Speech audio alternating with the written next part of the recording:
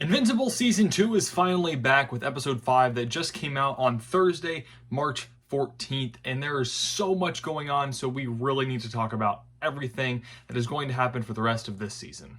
Invincible has never been a show to shy away from complex plots, and this episode and season are no different. In this episode alone, there are several plot lines reintroduced, such as the Shapesmith and the Sequids, OmniMan's baby, the Mahler twins, which weren't in this episode, but they will come back, Mark and Amber, Mark is Invincible, and the rest of the Guardians of the Globe, Angstrom Levy, Lizard League, where the heck is OmniMan, and Alan and the other Viltrumite. There is just so much going on in this episode, and so much that will continue to go on for the rest of the season, that to be honest, it is going to be hard to keep track of, but I'm going to do my very best to help y'all understand everything that's going on.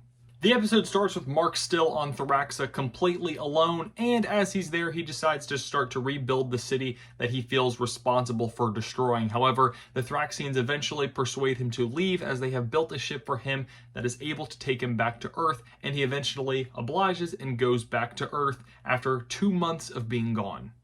He takes his half-brother and half-Thraxan brother back with him to Earth, and he meets up with his mom, Debbie, and he shows her the baby, and she's like, what do I even do with this? And Mark is unfortunately like, yeah, I don't know either. So they have to figure out how to raise an alien child that grows faster than a human, but slower than a Thraxan. Of course, Mark has been gone for 2 months, so college is getting a little bit dicey. He might have to quit the school overall, but he is definitely on academic probation for the time being. Not to mention the fact that he and Amber are kind of having a tough time because obviously their relationship is very complicated and Mark is not the most present. And he was just gone for 2 months and then he quickly leaves again to go fight the Sequids in space. Like I just mentioned, the Sequids are coming from Mars to Earth, so the Guardians of the Globe have to step in. Shapesmith, who is a Martian who has been disguising himself as a human, reveals the fact that he is not a human, and the Guardians of the Globe reveal the fact that they know that he's not a human and that he is a Martian, but they don't know why he's there. He kind of explains the whole situation to them and how he took the place of an Earth astronaut and just hijacked the ship home and stranded that Earth astronaut on Mars, who is now the host for the entire Sequid hive mind that poses a very significant threat to the population of Earth. With the Sequids in coming to Earth, they recruit Adam Eve to rejoin the Guardians temporarily to help fight off the intrusive invaders because her talents are specifically valuable and that she can take on large amounts of small enemies at a time, and also she's just incredibly overpowered, so having her on your team is always a good thing. Then we cut to Donald, who is uncovering the problem of the fact that he is not as human as he thought he was, and that Cecil has been lying to him about what happened when OmniMan went rogue. Cecil claims that they were able to save Donald's brain from the explosion on the house that OmniMan blew up, yet they had to rebuild his body and so the brain can live on. I think that's total bullcrap, and that Cecil's just lying to him, and that he did die, yet this is just an actual clone that there has just been a continuous chain of, and that this is a recurring problem of Donald dying and then them having to rebuild him because he's kind of like the perfect sidekick in this kind of government superhero agency thing. As this is going on, the Lizard League is starting to become an actual problem, as they were only referred to as a joke of the villain aspect of the Invincible universe, and now they are actually threatening to take nuclear weapons and pose a massive problem to the entirety of the world. And the only superheroes left behind to deal with this are Duplicate, Ray, and Rexplode. As far as we know, they kill Duplicate and they kill Ray, so it's just Rexplode alive, yet the Lizard King has a gun to his head by the time the episode ends, so we don't know if Rexplode is going to continue as a character in the show. Which, honestly, if he dies, that sucks. It really sucks that Duplicate and Ray are gone. I doubt they'll come back. This seems to be a pretty finalizing death, but they were pretty great characters that seemed very interesting. It's unfortunate to see them go this quickly.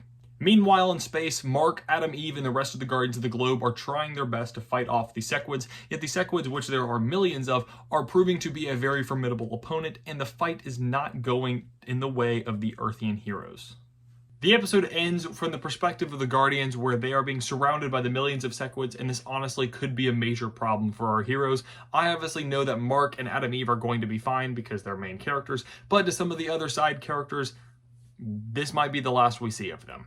The episode ends with showing Alan, who survived the attack from the Viltrumites somehow by a scientific miracle, and he is with Thaddeus, yet Thaddeus reveals that he is an undercover Viltrumite rebel, who is the only Viltrumite to successfully rebel against the Viltrumite cause. However, I don't necessarily know how OmniMan didn't also do that, but whatever, Thaddeus, I trust you. He reveals that Invincible is the key to turning the tide against the war against the Viltrumites, so Alan must go back to Earth, find Mark, and bring him back into space again. So yeah, I don't think Mark is going to be able to graduate college if he keeps up this kind of behavior. So overall, my thoughts on this episode was that it was pretty good. I enjoyed it a lot. It is continuing the theme of the previous Invincible episodes of just throwing a lot at us and then just slowly untangling it all as the audience just is forced to watch and be patient, because while I am a huge fan of the Angstrom Levy and the Mahler twins plots, we didn't get any of that in this episode, but I trust the process and that it will continue to come as the episodes progress. As I've said before, this episode does so much. There is so much going on that it kind of worries me for the rest of the season in the things that need to happen. Are they going to happen in a well enough fashion that keeps me engaged and keeps the story interesting? Because there's still everything with the Mahler twins and Angstrom Levy, like I mentioned. And Angstrom Levy is a villain that I really, really want to get more of, because he introduces the multiverse into this world of Invincible. That is very different from Marvel and DC, these other comic universes that the world is so used to. But adding the multiverse in kind of should further solidify the uniqueness of Invincible, and I really want to see more and explore that. And then I just love the Mahler twins. I think they're hilarious. I think their character design is amazing. And I'm a huge fan of Run the Jewels. So every time they're on screen, we're likely to get a Run the Jewels song in the background. And that just gets me so excited, because Run the Jewels makes incredible music.